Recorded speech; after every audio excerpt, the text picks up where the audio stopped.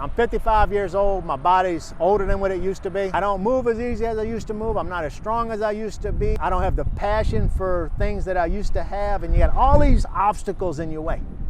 And if I was a house flipper 20 years ago, I would be wore out from house flipping, and chances are I would have spent all my money I made flipping houses on a monthly basis doing more houses.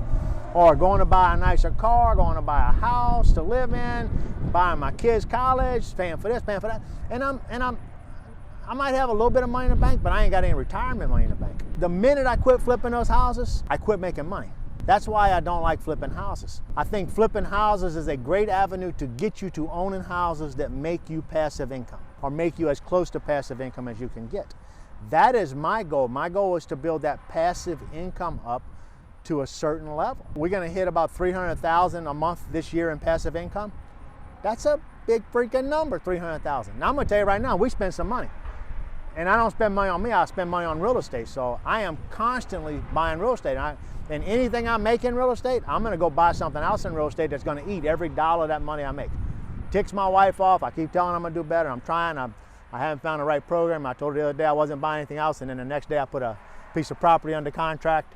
I do that over and over and over again. So I'm learning.